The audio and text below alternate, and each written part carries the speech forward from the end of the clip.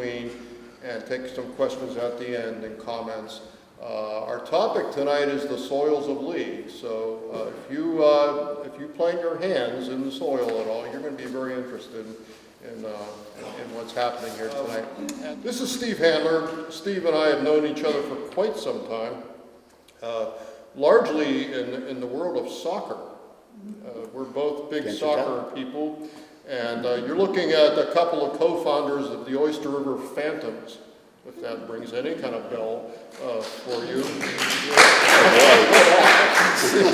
See, they're still out there. There are a few out there. Yeah. There are a few out there.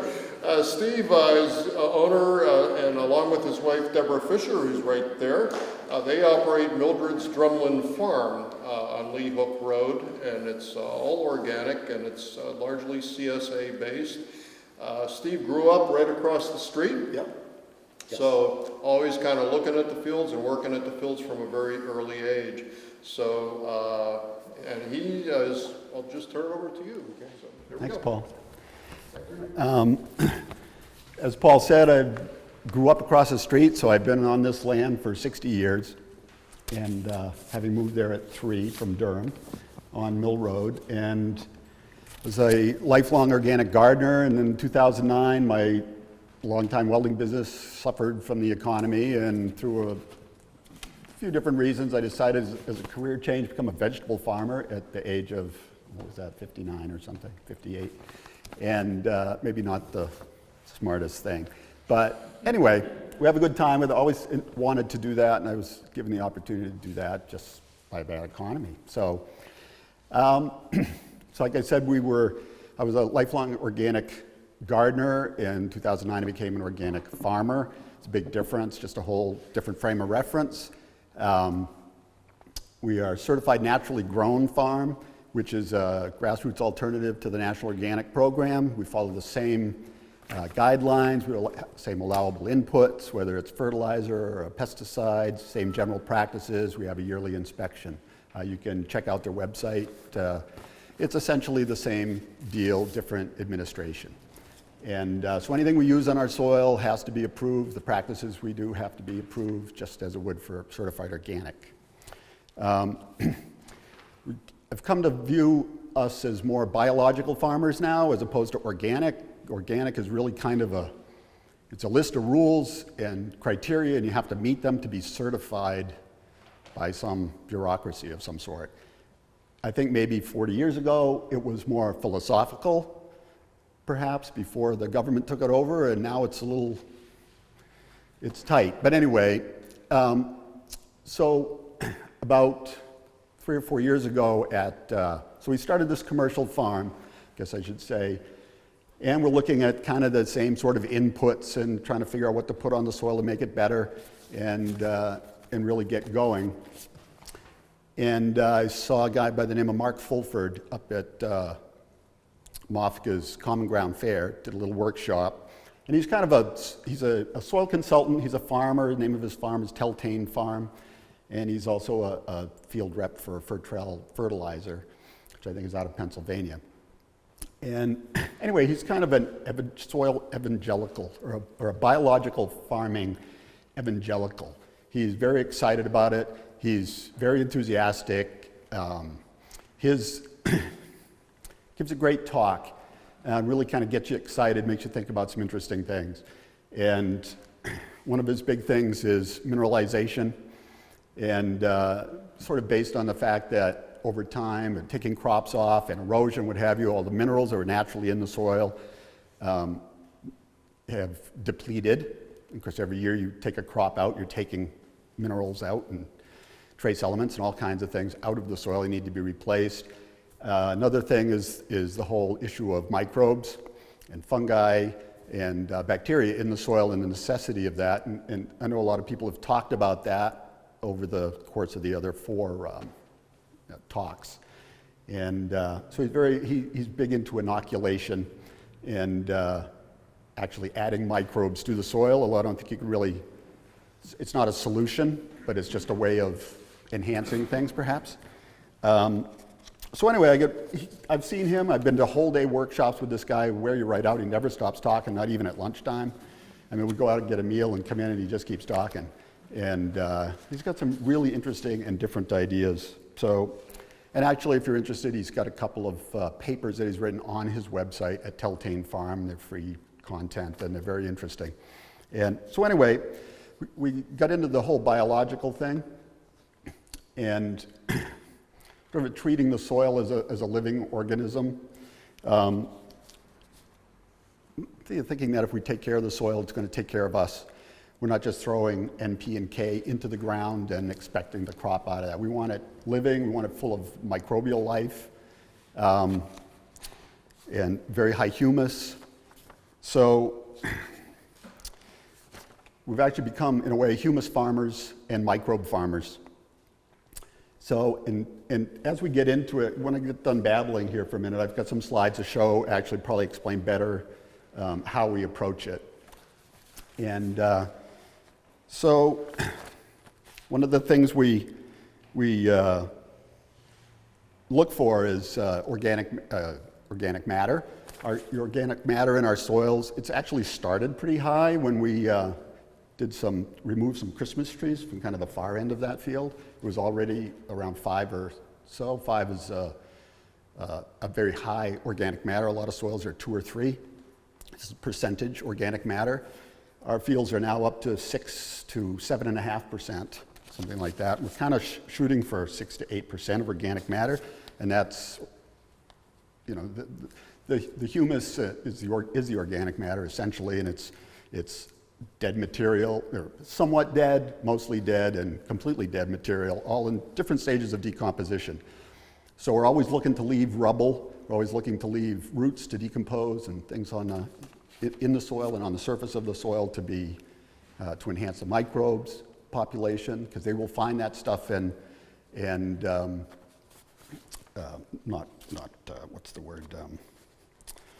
will incorporate that, break it down, incorporate it into the soil.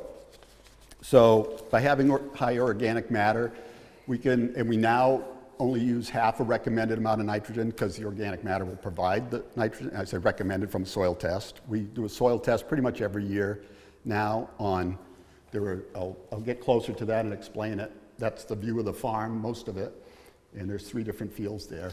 And so we're able to use, we use soybean meal as a nitrogen source instead of the 35 pounds or 30 pounds per 1,000 square feet, and we're small, so we work in thousands of square feet, not acres. And we're able to use half of that. It's a big savings. It's an easy thing to do. You grow cover crops, you throw straw mulch and leaves, and it raises the organic matter, and it costs us less money in the long run for inputs, particularly nitrogen. We're always looking to add stuff to the soil, organic matter to the soil, whether it's a straw mulch. We use a lot of compost. We'll use leaf mulch. We do a lot of cover cropping.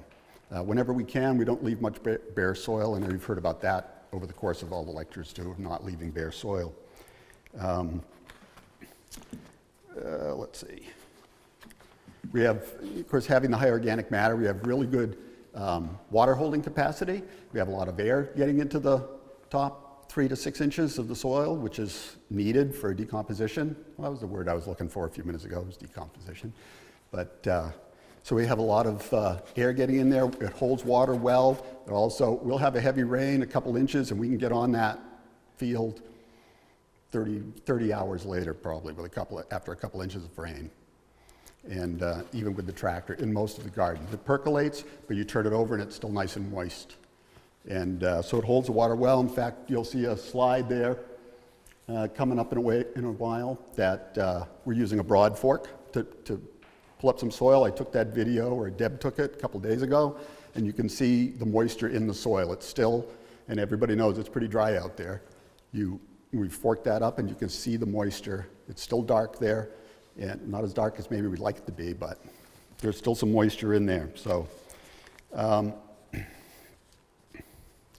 let's see. Sorry about that.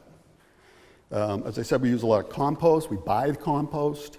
Because we're certified, we can only use compost that's approved for use by the state of New Hampshire, or it could be state of Moffitt or something, I suppose, but it has to be approved for use in organic certified farms. And so that's kind of a big expense. We're trying to get away from, we bought 25 yards this year, which put about a half an inch on our whole farm. I'd like to get away with that, from that by using some more cover crops in the future. Let's see, we do make some woodsy compost, I call it. This is something I got from the Fulford character, and he is a character. And we'll use wood chips, we'll use some manure and some seaweed and add some granite dust into it, use some other minerals perhaps. And that's great for fungal life, and we use that on our blueberries. We have 140 blueberry bushes. So, and you know, it's the perfect kind of compost for that. So, as opposed to what you might use out in the garden, which is not so heavy on the fungal side. What was the name of that? What'd you call it? Woodsy. Woodsy. Woodsy. Made of wood. Yeah, wood chips. You know, just wood chips, some manure, and seaweed. We like the seaweed. Sure. No, we don't worry about it. There's not much, I don't think there's really enough in there to bother anything. And it's in the compost, you know, we mix it in the compost, it'll help the compost as it decomposes and becomes compost. So we put it in the pile, or little piles. And my guess is it probably mostly, pardon me? Is the seaweed already? No, we'll mix that as we build a pile of wood chips and the seaweed and the manure and whatever, and layer that in. It'll just go in there. But I think probably by the time it's really compost, any salts are probably leached out. I think they're really minimal. So our general practices, like I said, I have some examples of all of this stuff. We do minimum tillage, but we are row croppers, essentially growing vegetables. We have to have a seed bed prepared for some things. We try to transplant as many things as we can, and that actually adds to the humus and the organic matter. We use soil blocks, which are, if you saw me talk last year, I think I brought some, and they're basically, I use a compost and peat kind of based starting mix, and you have a little press, and you make a little block of soil, and you start your seed in that, and the roots don't become encircled like you'd see in a plastic tray, and we just put that into our planting hole, so we can, within our bed, we don't have bare spots because we've tried to direct seed and something doesn't come up or whatever. We have very few bare spots out there. We plop something in each hole and the row is full, or almost full. Something always gets one or two of them. And that's actually adding little organic matter. Those little soil blocks are added in there as well. We also inoculate them with a product called EM1. I have a picture of that. It's effective microbes. It was invented by some Japanese guy. This is something else I got from Fulford. He doesn't really recommend a particular microbe cocktail to add, but he says add one. And we put that and Neptune's Harvest fish and kelp mix together, and we put it in each planting hole, and we drop that soil block right in there, and because it's not root bound, they take off pretty quick. Can I say that causes it to grow faster? I don't know. It's anecdotal, but they're healthy and they grow fast and they grow well, so we think that works. And as far as the EM1 goes as well, and the Neptune's Harvest, we'll use that as a foliar spray. If we think of it, we have time, we'll put it on our compost pile. And so we're adding microbes, fungus, and bacteria through that. It's a mix. I can't tell you what's in it exactly. You could look it up online. And but anyway, there's a mix, so we're always adding that in every time we plant a transplant. And so as I said, we do minimal tillage. We have a tiller. We do have a tiller actually. It's way in the back of that picture. It's nice and small because we don't like it. We don't use it much, but we'll use it to chop some stuff up sometimes. We usually don't set it more than like this. We might go over the surface to make a seed bed, so we can use a seeder, like a push type seeder, because the way we leave the surface, and you'll see that, with all this rubble on it, or a fair amount of rubble, it's fine to transplant into that. You get something in the way, you just toss it in the aisle or toss it somewhere. But you can't push a seeder through it because it gets all gunked up with roots and stems and debris. So we might run that over a surface just to make a bed to run the seeder through, something like that. Another way we deal with that, and this rubble that we get are from the cover crops that we grow in the wintertime. One thing we do have a problem with is, or we did, or the light bulb lit, and we started using oats as a cover crop before, only in the areas where we seed greens, and that dies in the fall, and by the spring you run our plow over it and it disappears basically. So you can just rake it out and use the seeder. It's very nice and clean. You're not adding much to it, to the soil in that with the oats, but it prevents erosion and it makes a nice bed to start in the spring. So like I said, we've been doing soil tests every year, and I have a couple pictures of soil tests, which you can't see too well, but I can hit the important parts of it and we explain it. And I think it's worth the money. We have them done in Maine and not New Hampshire. They do their own up there. There's a lot of organic in Maine. I just like the way they come back better. They have little bar graphs and they're easy to read, and recommendations seem right on to me. So we use that, and I think if you spend the $15 for a soil test and you've saved a bag of soybean meal at $40 or $46, because you don't need to over-add, then you've made your money back. I think it's money well spent. And so we've also spent time trying to balance all these different, the different nutrients, not just the basic ones, but also starting to look now at sulfur and iron and copper and things like that to try to get everything in balance. And you'll see that in the soil test. Sulfur is kind of low, and a couple other things are low, but lots of other stuff is getting right where we want it. As far as the inputs that we might use, inputs means anything, fertilizer, herbicide, anything you're putting into the garden, into the ground. But as far as soil inputs goes, we use soybean meal, I think, as I said, as a nitrogen source. We use a product called azomite, which is minerals. It's mined out of the ocean. And it's azomite because it's A to Z. It's a lot of stuff in there, little micronutrients and all kinds of stuff. And then also whatever the soil test says. Our phosphorus, potassium are way up where we'd like them to be, so we don't really have to add that much. But we used some sulfate of potash this year that they suggested because our sulfur was low in a certain place. And we used another product called Sulpomag, which is mined. I'm not sure exactly how. It's a mined product, and that's sulfur, potassium, and magnesium, and that's because we're low on sulfur but needed a little potassium on the potatoes. So we use that. Those are all approved for organic, as they have to be. So anyway, so the slides I have, I guess I'll talk about that later. The slides I have, starting with this one, this is our farm, and they'll can show examples. If I wind up anybody's way, just yell at me, and I can move. This is the old family garden. This garden in the front here, you can see the pile there and our little rototiller in between that and the far garden. That's been a garden for 45 years, more or less.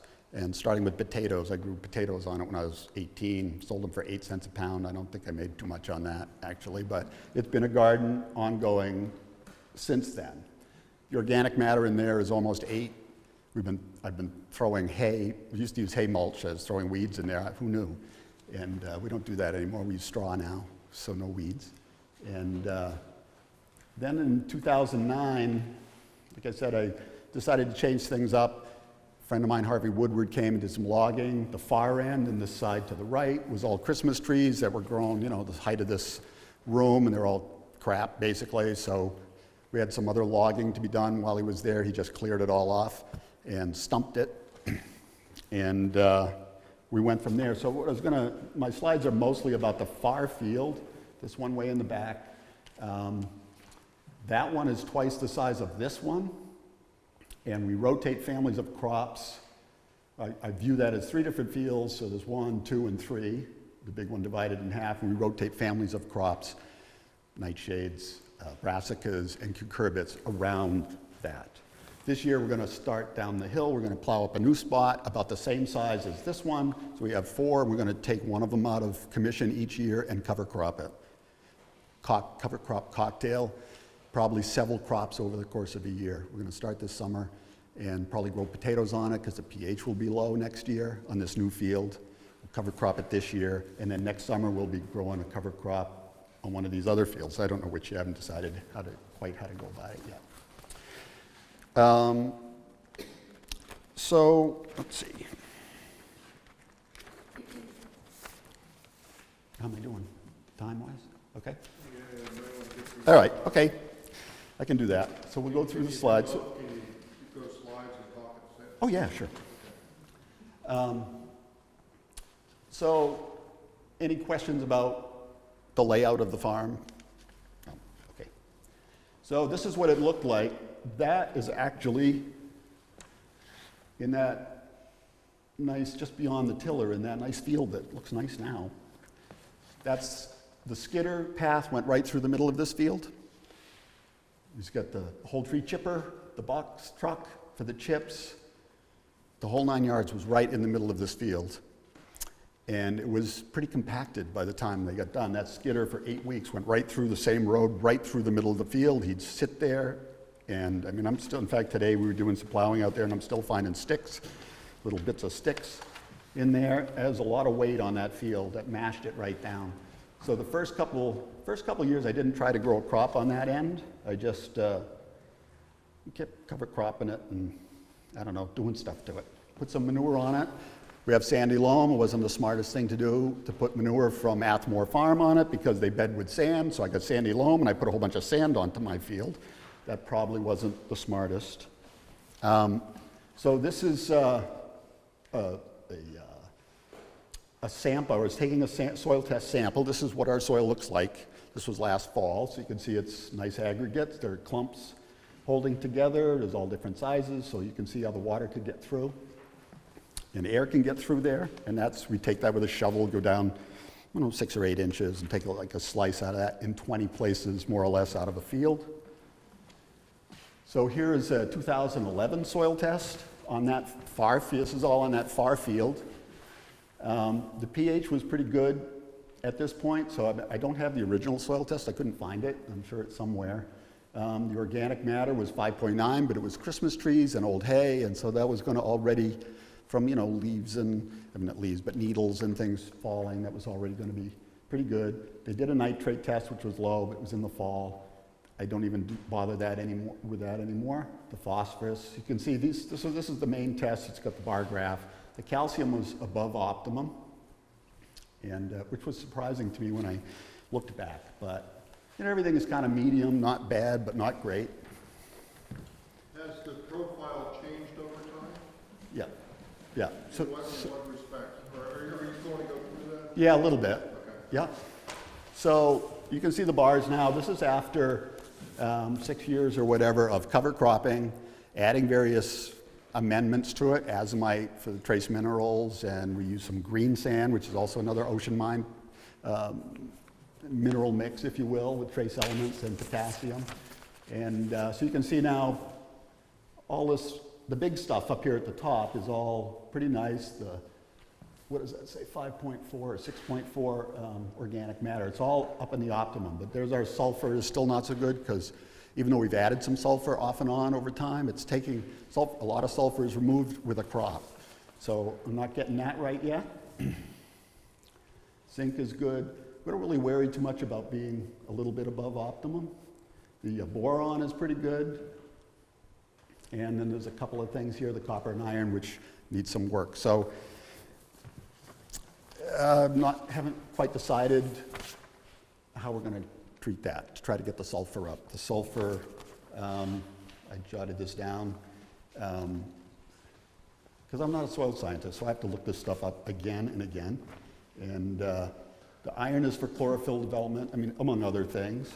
And sulfur is removed every year, and that needs to be replaced. And that's important for root development, also for chlorophyll.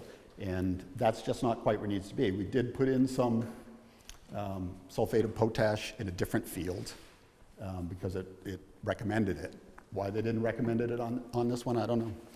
And but we also did, and I think Eric Seidman mentioned something about a Haney something or other test that Maine will do, and that is a microbe test, for biomass. So a few years ago, we were down around 40, and I'm not sure what the scale is, if it's parts per million, I think. Yeah, parts per million of CO2 to carbon. And it's now gotten up to about 78, which is ideal biomass. We want to push it a little bit further. It's like money in the bank, I think. So, any questions about that? I mean, there's a lot of minutia on there. And there's a lot of things, I find it very challenging. So this is our EM1. We buy a quart of that for $35 or something like that, and then you can ferment it into 5 gallons. So we'll use a quarter of a cup of that finished mix, like the one on the left there. We use a quarter of a cup and 2 gallons of water when we do our transplanting. So we're growing extra microbes. It's pretty cheap. And you can drink it, I found out today, right, Stasha? She told me, this is our friend Stasha visiting, and she said she was at a farmer friend out in Hawaii? In Maui, and they were drinking it. So anyway, won't hurt you. So here's our woodsy compost. So this is finished compost. I was getting ready, this is a year ago, to put on the blueberries, and that is granite meal, which is some potassium and lots of minerals and that sort of thing in there. And that's worked out pretty well. We like trying new things. There's our load of seaweed. We found our little secret place over in, was it Rye or something? And we go over there in October, Deb and I, in a bucket and shovels or forks, and it doesn't take long. Nobody's there. We sit and watch the water for a while. That's our fall vacation or whatever. So after we've cover cropped, I use a 3-point hitch disc harrow, which has the scalloped, you can't really see it, scalloped discs in the front, and we use that to chop it up, pull it out. We'll mow it first as low as we can. I use a brush hog that leaves it like that high. Ooh, excuse me, it would be nice to have a flail mower, which would take it down like that and shred it, but I don't have it. So this is a gizmo I saw at Common Ground Fair. I took a couple pictures of it. Like I said, I was in the welding business for many years. And I had some pictures, and I went on the Buckeye Tractor site, who makes it, and I extrapolated from there and made my own machine. And this is our primary tillage machine. We almost never roll the soil over, only if we're making a new plot in sod. So you'll see how this works. This will go down to the plow pan, which is 7 or 8 inches. This is the old garden, so it's really kind of the most topsoil. The little basket thing in the back, we'll roll over that and break up any clods or whatever, and it leaves a pretty nice seed bed. And then you'll have and it's really not, so we'll put our amendments on and run this over it. We're not turning stuff over, we're just got little 4-inch wide shovels underneath, and it just lifts it up. And so we're getting air in there, and we're just breaking it up. We're not turning it over really much at all.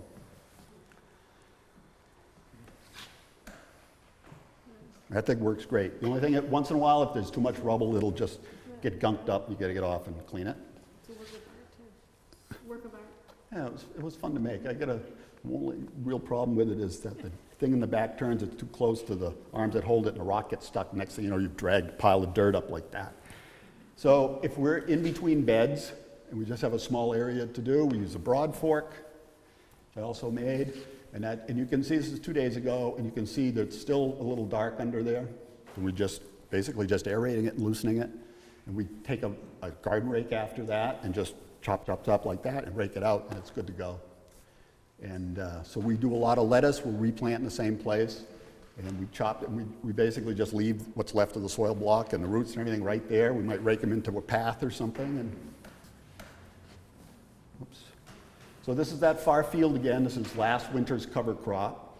And ideally, it's a mix. This is a cocktail. There's a lot of legumes in it, but I had to mow it before it flowered, which is when you get the most nitrogen fixation from that. But it's time to go, it's time to go. And that's what it looks like up close. There's hairy vetch and some ryegrass and crimson clover, some peas which died in the winter. Is that a mix you created, or? No, it's a Johnny's fall mix, basically.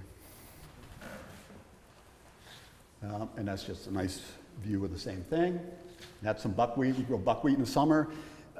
In small areas, it'll grow in 30 days to that size. It's great, bees love it. It's really easy to grow, and it's more of a weed suppressant, although it will scavenge some phosphorus. So after we've disked it, that's the first disking probably. You can see it just kind of starts ripping it up and chopping it up, pulling it out by the roots. That's another pass at it. And that's what it looks like after the first trip. We do this 2 to 3 weeks before we're going to plant in it. There's a lot of ryegrass in it. Ryegrass well, you want to give it a chance to break down. You don't want all this green stuff breaking down because the microbes will be on that, not shuttling food to your plants. And ryegrass is allelopathic, which means it's a natural herbicide as it decomposes. So you don't want to, and I learned this a few years ago, I grow some ryegrass and plow it up and plant my greens and they don't come up. It's because I've killed them all. So that's kind of what the roots look like, up a little closer, of that same cover crop. And you can see in here, this is immature, and I think this is the crimson clover, I'm not sure, but there's little nitrogen nodules which are formed on the roots, and that's how you get that's where your nitrogen comes out of the air, and via the cover crop. And that will break down, and you're adding nitrogen as that decomposes. And you can't see that too well, but that's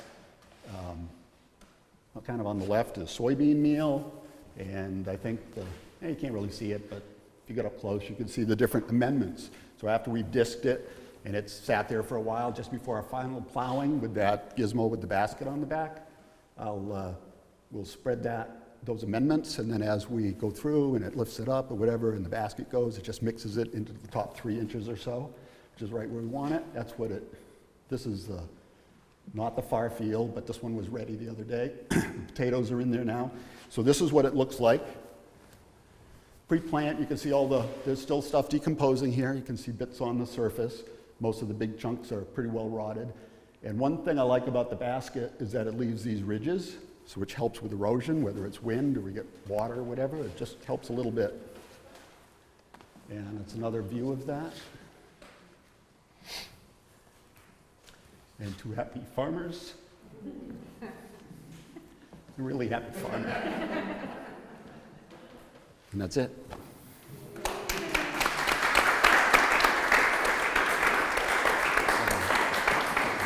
We'll take a few questions and then we'll move on to John. So do we have questions? Peg? I was just going to ask, what do you grow? Oh, mixed vegetables. We do a lot, pretty much everything but corn. We don't do corn. So, kohlrabi, broccoli, greens. We do a lot of greens, a lot of head lettuce. We're trying to do more and more head lettuce all the time, maybe hit the restaurants a little bit. We do garlic and beans and snap peas. We don't do a lot of peas. We don't have a lot of room, and they take a lot of room, so we do the snap peas. Pardon me? Your hot peppers? Yes, hot peppers. We like hot peppers. And so a good mix. But we also have blueberries, raspberries, fall raspberries, and we do some strawberries as well. So, yeah.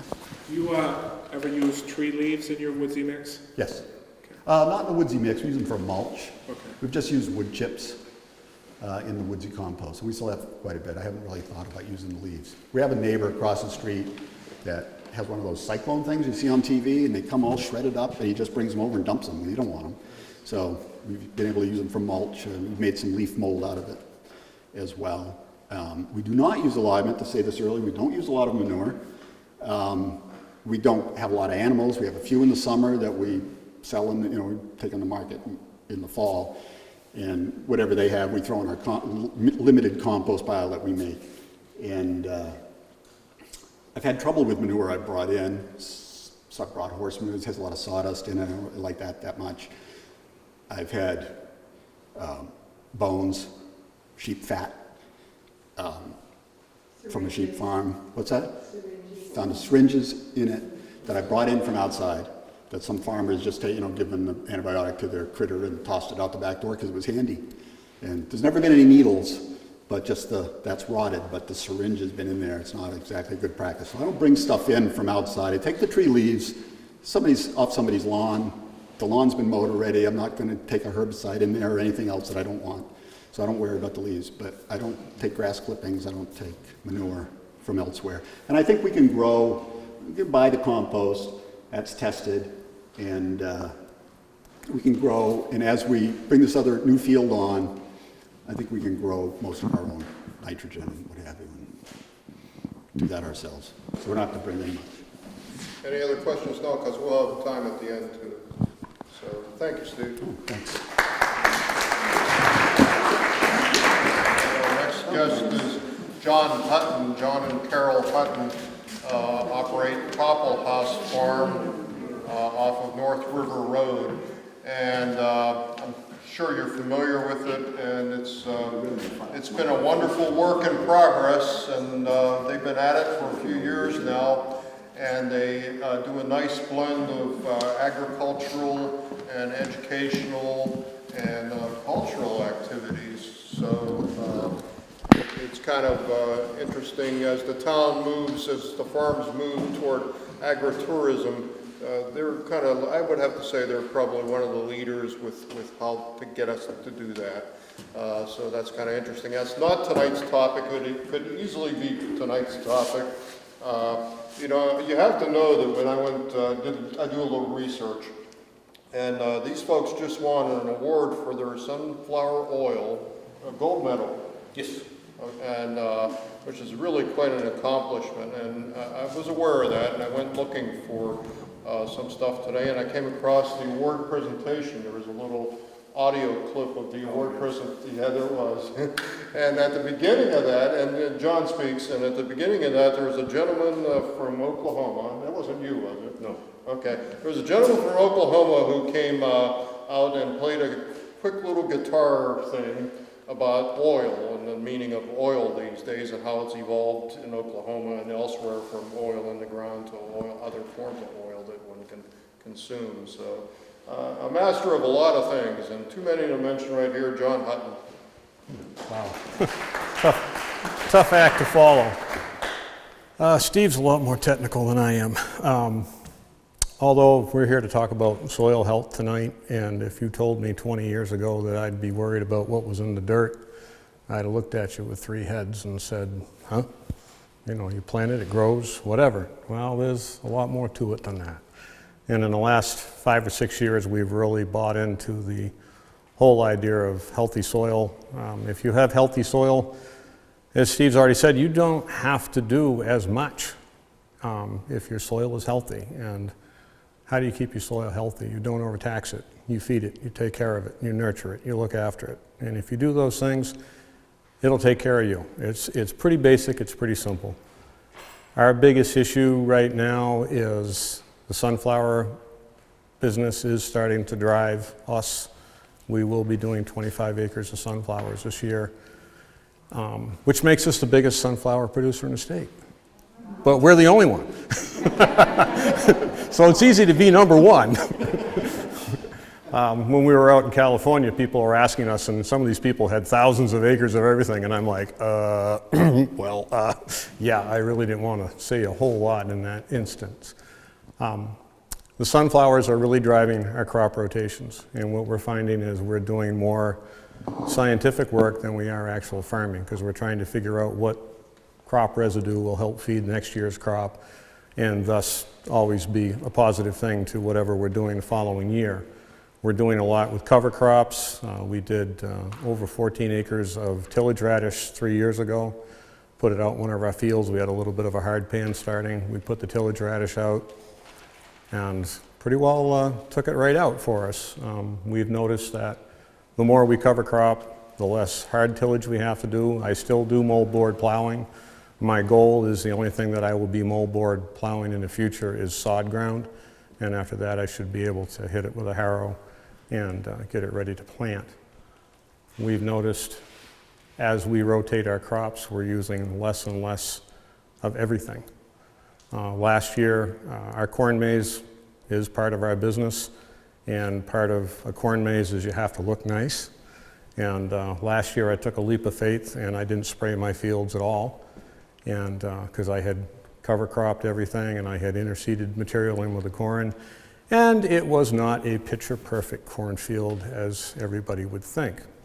But you know, none of my customers minded. They liked the fact that we hadn't done it. And so you're kind of like, that's the encouragement that farmers need to hear. Because if farmers are encouraged that that's okay, they're going to do it. It's when you say, oh, you have weeds.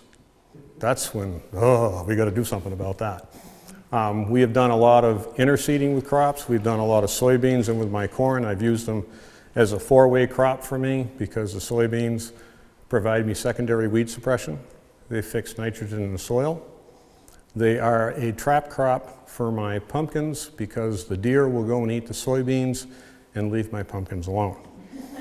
I still have to fence my pumpkins, but we've noticed that the pressure on them is much less than it is if we don't have soybeans. And the fourth reason is somewhat self-serving. Soybeans are really itchy to run through, and they tend to keep people on the paths. So we kind of like that idea to keep everybody where they're supposed to belong. But we're really doing more and more all the time with what is going to make the soil better for the next crop, for the next year, and the year after that. We have a 4-year rotation with our sunflowers. Sunflowers are a very easy crop, but they are also somewhat finicky. You can get a fungicide, you can get a fungus in the soil, which you have to use a fungicide to get rid of it. Anything ending in "side" means death. I really don't want to deal with any of that stuff, and we found if we do a 4-year rotation, I don't have that issue. The issue we're having now is that I cannot use soybeans as one of my cover crops because soybean is an oilseed crop and it will help harbor that fungus. So we are cycling all the soybeans out and we're going more with vetch and clover. We're going to try some Canadian peas, and there's some other interesting stuff we're going to try. This year we're doing a field trial with the extension. We have oats in the field right now. I will harvest those in July, and then in late August, 1st of September, we're going to put triticale out there. That will be a winter cover crop. It will also be a graze crop for our sheep for one rotation. The next spring, I can harvest that as either a grain or a hay, and then that field will be all ready for another crop that year. So theoretically, you're getting 3 crops in 2 years off the same ground without being a detriment to the soil health. Compost, compost, compost. That's our biggest challenge. How do we get enough compost? We do have a tremendous amount of chickens. We have the sheep, we have the hogs, and we have 3 underworked horses right now. I have discovered deep bedding. We bed our hen houses very deep with wood chips, sawdust, hay, anything like that. We let the birds work that over. When it starts to get any kind of a cake at all, we break that up and we put another 3 or 4 inches of material on, and we keep cycling that through, and I end up that I've got a pack in my chicken house probably that high. Now my chicken houses are 32 feet long and they're 14 feet wide. That's a lot of shoveling. I'm getting smarter as I get older. I put doors on the back side I can drive my tractor in, so I can clean out the hen houses rather efficiently. Our hogs, I'm actually managing my hogs as much for the compost and manure that they produce as I am for the meat. We do our pigs on a concrete slab. We have them over the winter. We feed our own grain. And what we're using all the mulch hay that I no longer have a market for, and we give them 2 or 3 bales of mulch hay every day, and those pigs have a field day with it. And by the time they get done with it, I'm not too worried about weed seeds and anything when the pigs get through with it. And we windrow that, we keep turning it, and we found that's been very effective. With the sunflower business that we have going right now, one of the things that we fell into when somebody said, "Wow, you're really smart," and I'm like, "No, this was dumb luck." Because we use the meal as part of our grain ration, when you go to farmer's market, people are very concerned now about soy in their diet. And we can now start to tell people that we don't have any soy was not fed to these pigs. These were fed on a byproduct on the farm. We have to send it out. We have to have it analyzed every year to make sure that we're making the ration right. But that's really been a really nice advertising tool that we kind of fell into. I'd like to claim it was, forward thinking and really being smart, but it was dumb luck.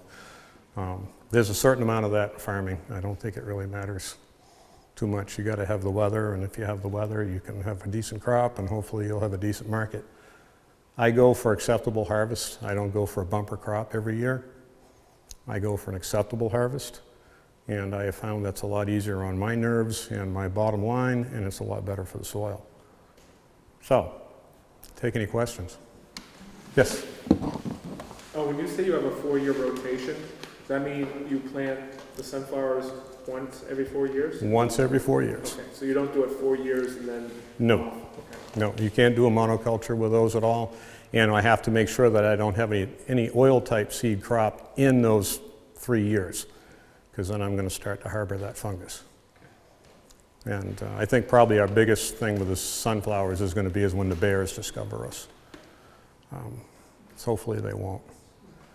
We have an issue with birds, but we found if we can harvest some of our fields early and give the birds a place to go, and with a propane cannon, we can keep the birds out of the crops that we're trying to harvest. So that's worked for us. Yes? I live on Tuttle Road, that big 40-odd acres, I guess, is that you cleared that? That's 22 acres, and 12 of that will be sunflowers this year, and 10 of it will be cover crop. And that's actually going to get planted next week. And then we'll switch, we'll put sunflowers over on the 10 acres, we'll do some cover cropping on the 12, and you won't see sunflowers there for 4 years. You do it all with stumps and stuff. But we pulled them all. But you pull them out, then where do you? They're all piled up on the side of the field. I'm hoping that the deer will break their legs when they climb over it to get into the crop. So I'm hoping the coyotes will make a nice den in them, and they'll live there, and they'll keep the woodchucks and the deer out. So I'm trying to provide some alternative wildlife habitat. I guess we can't call it rabbitat, but it's something there to help me out in the long run. Dumb luck. Well, some of that might have been planning, but I mean. Do you need some kind of specialized machinery to harvest sunflowers and I use seeds? right now I'm involved with Green Start that Doran Cox got going, and Doran's done a lot of the preliminary, field trial stuff, and I've kind of taken it and I put it a little bit into the real world to see if it works. And Green Start has purchased, we have a Chinese combine on tracks that anybody here with any kind of mechanical knowledge, if you can run a lawnmower, I could probably show you in 5 minutes how to run that Chinese combine. With that said, it doesn't have a safety feature on it. And it will harvest just about anything and do a nice job, and it's very easy to run. We also have a conventional gleaner like you see out west of the big combines. This one is considered too small to be used out there. I think it's got a 3-row head on it and a 10-row grain head, and I've used the head to harvest corn with, and this year I'm going to try and do my sunflowers with the gleaner. It's a little bit faster. It's a lot more complicated machine to run. I'm learning how to run it, so I figure I've got another 2 years of learning curve, and that's a machine that it's a 1970s vintage, and you run that as much by ear and feel as you run it by anything else. And I love it because it doesn't have any electronics on it. And I'm a lousy mechanic, and I'm a worse electrician. So we do have some very specialized stuff to harvest that with. And we have put in an entire drying system inside one of our barns. I have overhead bins, we have a seed cleaner.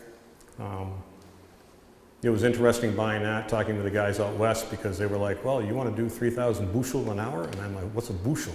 What do you mean, bushel? Oh, yes. I said, no, we're way smaller than that. So I've got one that will do 25 to 30 bushels an hour. This year, well, now it's last year, I used that, and it took 3 of us 3 hours to clean my entire crop, which was a lot more than 25 bushels. So I guess it will do a lot more than 25 bushels an hour. We were pretty happy with it. I know there's a young lady sitting behind you that didn't miss the old seed cleaner at all. That was an act of futility. So we're learning how to dry crops and everything. There's a lot to it. You can grow it, you can harvest it, but then you got to get it to final. Yes. How do sunflowers get pollinated? Bees. Because I've been around my yard this last week, and there's no pollinators at all. We've had a lot of orange bumblebees. shrubs, I've got blueberries, I've got different things. There's maybe 1 or 2 bumblebees, and that's it. Last year when all the sunflowers in bloom, we had 5 to 6 bees on every blossom. But did you bring in hives? We don't have to. The Hollisters have quite a number of hives. Dick Babcock has hives, and they'll operate within almost a 2-mile area. And actually, the Hollisters are only right across the river, so as a bee flies, they're a lot closer. And the Hollisters actually did move 3 hives over to the Banks' property this year because of So it. don't rely on wild. The wild bees are what pollinate my pumpkins. Everybody thinks that honeybees pollinate cucurbits. It's really your wild bees that do the majority of that, and we haven't had an issue with that yet. So in terms of the sunflower, what kind of yield do you get? Yeah, if it's a dry year, my oil content's not going to be great, but I'm going to have a lot of great fiber to make feed with. So if we have a wet year and things go well and we're able to harvest it, you know, we're looking at, you conceivably, you run around 30 pounds for every 100 pounds of seed. So, you know, ideally, you know, maybe you could get 100 gallons out of an acre. Optimum, absolutely everything went fine. I shoot for 50. So, and you bought a German-made machine to press? Yes, we bought it's called a Kernkraft out of Germany. It's food grade. We can actually press anything that you want to get any kind of fluid out of. We have the machine that will do it. And then we bought a food grade filter that looks very much like the same one that the SAP operations use, and we use that to filter out our sunflower oil. But the only thing we filter out of the sunflowers is the actual particulate of crop fiber and that type of thing. We don't filter any of the oleics, any of that stuff. Everything is right there in our oil. When you look at our oil, you can't look through it because we haven't taken everything out of it. You go to Trader Joe's, and you can look right through their oil because they've taken everything out of it they possibly can to use in other industries, but still be able to call it sunflower oil or canola or anything else. So, and not just Trader Joe's. I mean, it's Market Basket, wherever you want to go. The harder the oil is to look through, the more, as I like to say, full-bodied it is. So which fields will be in production for sunflowers this year? Tuttle, and we've got fields out behind the house this year which will be in sunflower production, and then the year after that a lot of the stuff that we're clearing across the street from the coop will be sunflowers, and then I'll move it over nearer to the Banks' house and some of our other fields at home that we haven't used yet. So it's a real plan because you have to map out 4 years. So that means I need 100 tillable acres to do 25 acres a year. Is Fox Garrison in that mix? Fox Garrison was sunflowers last year. It will not be sunflowers probably. It will not be sunflowers for another 3 years. So what are you going to do with that? Develop that land? Some of it, that field, we're talking about soil. Now here's an unusual field. The 152 side, beautiful. The pH on that was just a little under 6. The PN and the PK and everything else was acceptable, and it was like it didn't need a lot. Now, the Fox Garrison side, whoa, different story. I think they said that we would have to put lime on it to be able to grow blueberries. And blueberries like very sour soil, so you can just imagine. And that's only, you know, it's nothing. You take step from me to you and you're in the other field and the soil just changes radically. Was it the trees that grew there? It was all trees, so I mean, you know that, you know, pines like sand and they don't mind acidic soil at all, and so that was a pretty good pine lot. Ricky Stevens has got a picture of looking at the corner of Fox Garrison and 152 and looking toward the Banks house, and the only trees that were there were the sugar maples that are on the Banks' driveway. That was all field. Wow. We have to remember that 90% of New Hampshire used to be cleared and 10% forested, and now the numbers have exactly flip-flopped. Yeah, I was going to comment that you've been partners in clearing a lot of areas that originally were fields. And it's intriguing to see, you know, off of North River Road, it's intriguing to drive that now, and the aesthetic of the field is just as good as the aesthetic of the woods. And for Lee, it's kind of nice to see it back being filled. Well, across from the chicken coop, that used to be a chicken pasture. We're finding all the old pipe that they put in there when they had the chickens out on range back in the 40s and the 30s, and a lot of that was old orchard that they turned the chickens out with, and they had that as a chicken pasture because you used to put birds outside in the summer, and your laying birds would come in the fall and go into the production house and the meat birds would go to market. But your birds were basically all raised outside. And now we saw the big change to, well, you gotta have them inside a facility and they never see natural daylight, and they're never outside, they're never anything. And now we're starting to see people saying, that's not right. And it's not healthy. And now they're starting to support growers like Steve and I when we go to farmers market, and they're like, the first thing a customer asks you is, how did you raise this? What does your farm look like? One of the things that I'm a real big believer on, and two things I should say, is we have an open farm policy. You are welcome to come to the farm whenever you want. You want to go out and see something, knock yourself out. If it's raining like crazy, you're going to get dirty, and don't bring a dog. But other than that, I have an open farm policy. Joel Salatin, a gentleman down in Virginia, I don't agree with all his philosophies, but the open farm policy really gives the customer the knowledge of this person is really doing what they're saying they're doing. And if more farms would do that, we'd all be better off. And the second thing is when you go out to talk in public, dress up. You know, you're in business. I go to farmers market and I see so many farmers there with the dirty clothes and stuff, and they're like, well, you know, we're farmers. And I'm like, yeah, but you're selling food. That's not right, you know? You can wear work pants, that's fine. Just have them be clean. So those are two of my crazy things. So, do we have any other questions for either Steve or John? Yeah, on the soils, I just get back to that. You're on Drumlin, which is glacial till pretty much, Yeah, gravelly. gravelly and stuff. There's ledge. There's a big outcropping of ledge at the far end of that field I was kind of talking about, the New Market end. You can see it. It's just below the field. There's a big bone sticking right out of the hillside, and right in that corner, the topsoil is only like this. And I'm always pulling up really like almost like shale, just flat rocks like this all the time. Actually, I pulled a rock out this year from the 45-year-old garden. That little machine I made rolled it right up, and it was about this big. And it actually pulled it right up, rolled it right up, right in the middle of the garden. So they keep sneaking up. It's a big one to sneak up. Yeah, it was huge. So there was another, yes.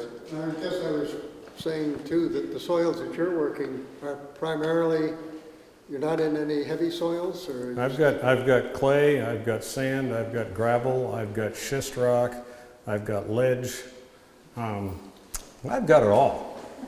You're going to rotate your sunflowers through all of that, or you keep some Well, of that? there's some of the stuff I'm not going to put sunflower. I mean, nothing really Stay likes wet pasture, soil. hay. There are some fields that are going to be permanent grass, which works for us because we have the livestock. I mean, I think a mixed farm is more sustainable in the long run than trying to do one type of thing. I mean, I give Steve a lot of credit. He's busting his butt, but you know, if you can have a little of both, it makes the farm a lot more able to go with market trends and things like that. And usually, if you know your crops are great, your livestock isn't so hot, and vice versa, you don't have all your eggs in one basket, so to speak. And I think it makes for the diversity is going to help your soil in the long run. So you're handling the different soils quite differently with when you. Oh yeah, put on them and- there's some fields I won't touch with a tractor. I'll do it with the horses, but this year is really dry. It's not really an issue this year. Now, 4 or 5 years ago, I think it rained every 5 minutes. And Jimmy Brady and I plowed. We felt like we plowed the world with horses that year. I think we plowed 56 acres between the two of us. We actually plowed more than that, I think, when we got all done.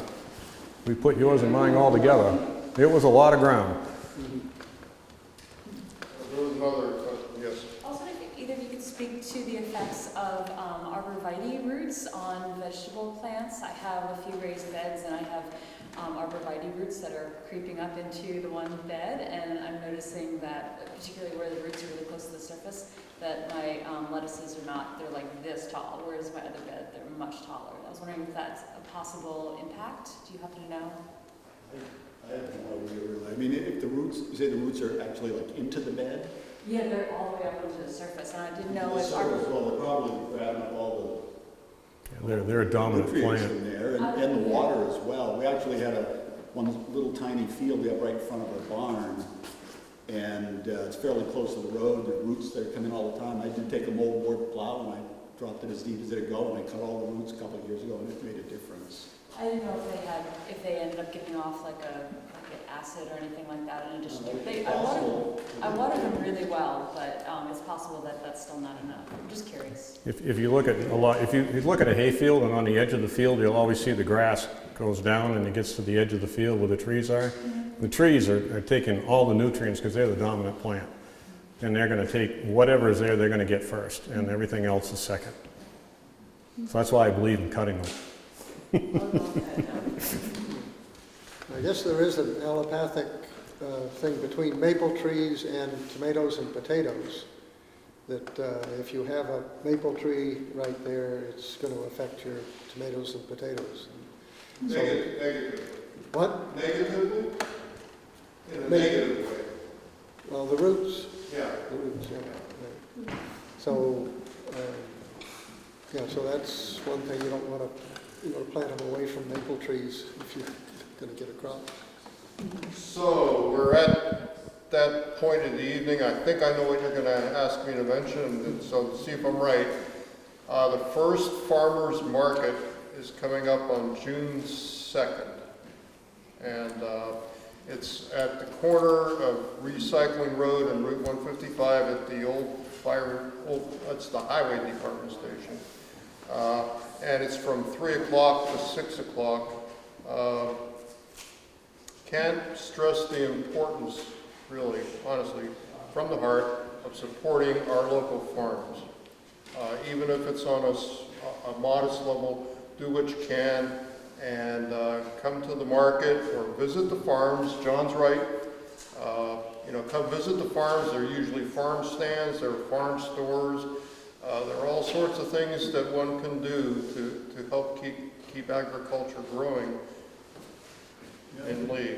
In case you haven't been to the Lee Market, probably everybody in here has, but it has a surprisingly diverse product list, I guess you'd call it. There's a little bit of everything there, from cupcakes to veggies to fruit to turned wooden pens to bread and all kinds of stuff. Flowers, herbs, they're beautiful flowers. So a nice place. So there's everything there, really. And you can, when you're picking up stuff for tomorrow night's dinner or whatever, you can stop by a farm and pick up some part of the meal and supplement what you're growing yourself. Eric? Yeah, just one quick question for both of you guys. What do you figure the cost of clearing land and getting it into production is?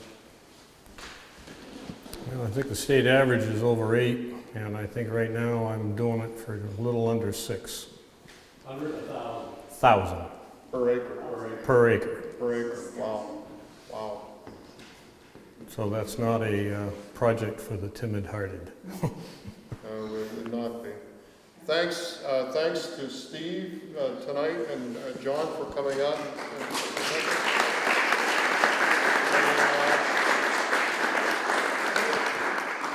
And we want to thank also, we've got 3 people here that have been involved right through, and do a little bit, Cindy and your husband. We've got some, I think, some goat soap and goat cheese, don't mix them up. Okay. And some flowers and some herbs in there. Thank you very much. Also, Thank you. your phone, I think you deserve one since you. And Jim Brady, takes care of the grading for us.